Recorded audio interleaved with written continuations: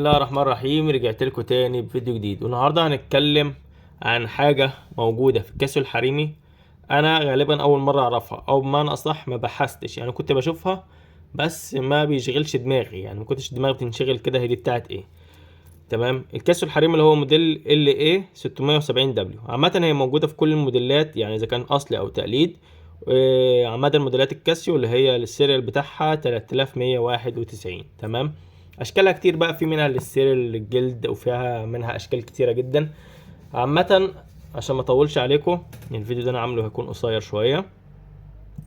اللي هي الحته دي، ثواني، الجزء ده شايفينه، اللي هي الشرط اللي فوق دي، في كتير معاهم الساعه ديت ولاحظوا الحته دي يمكن ما خدوش بالهم، وفي ناس ممكن تكون خدت بالهم. ايه ده؟ ده يا باشا لو تلاحظ مكتوب تايمر فوق. التايمر ده زي اللي بيبقى موجود في البوتاجاز، يعني هو ايه؟ التايمر بيديك عدد بعد حاجه معينه، يعني مثلا هنعمل مثلا على دي شغل ستوب واتش ونشوف التايمر بتاعها مظبوط ولا لا. يعني هندوس هنا، هندوس واحده، تمام، يبقى شرطه واحده وابدا اشغل الستوب واتش. المفروض ان هي هتزمر بعد دقيقه. يعني الستات اللي بتحط حاجه في البوتاجاز او حاجه او في الفرن ومستنيه ان الحاجه او الكيكه او اي حاجه، مستنيه ان هي بعد دقيقه هتطلع او بعد دقيقتين هتطلع، فبدل ما تفضل تبص في الوقت وتشغل ستوب واتش ودماغها تنشغل، لا، في معاك تايمر زيه زي اللي في البوتاجاز، زيه زي اللي في الاجهزه الكهربائيه، موجود في الساعه بتاعتك. طيب، هنشوف دلوقتي بعد ما تمر دقيقه هل الساعه هتدي تنبيه ولا لا. الحوار ده انا قابلته زمان، قابلته كتير، وكنت بشوف النقط دي كده بس ما بيشغلش دماغي، يعني بصراحة ان انا ما فكرتش فيها، يا ريتني فكرت فيها من زمان، يعني كانت هتفرق كتير مع ناس بتستخدم الساعة دي، وخاصة ان الساعة حريمي فمعمولة على الاساس ده. ومفروض يعملوها في الرجالي برضه، يعني هتنفعنا في بعض الحاجات. دلوقتي عدت 50 ثانية، انا اتأخرت هنا يعتبر ثواني، يعني عقبال ما شغلت هنا وشغلت هنا. سامعين؟ تايمر طبيعي، مش محتاجين نشغل التايمر بتاع الفرن او بتاع البوتاجاز. في بقى بعد كده ممكن اهي فصلت بعد كده، مفيش ايه، مفيش اي شرطة معمولة. لو دوسنا كده تاني،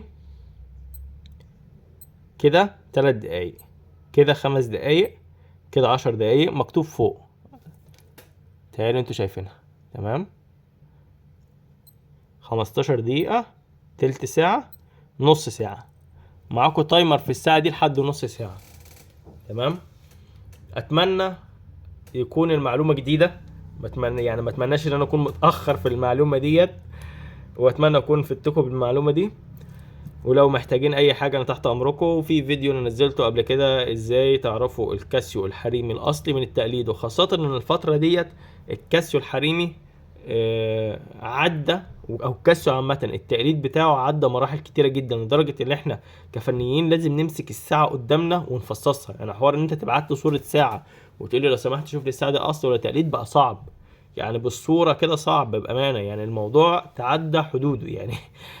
الكوبي بقى فظيع لدرجة ان هي ما تتوصفش. انا بقيت اشوف حاجات على النت، بقيت اشك في نفسي ان انا بجيب من مكان غلط او في ايه، او الناس دي بتجيب الساعات دي ازاي. الاقيها عارض ساعة مصورها فيديو ومبين صورها شبه الاصلي تماما، مفيش اي مشكلة، ولا سعرها مثلا كاتبها 450، كاتبها 500، كاتبها 600. يا جدعان مفيش الاسعار دي، الاسعار دي في الاوريجينال مش موجودة، فبيخلوني بصراحة اتجنن. لكن اللي ببقى على يقين منه ان الساعة تقليد، بس مش عارف اميزها غير لما امسكها. اتمنى بس ما اكونش طولت عليكم في الكلام، واتمنى تكونوا استفدتوا من الفيديو دوت. ما تنسوش تدعمونا بالاشتراك وتفعيل الجرس. شكرا.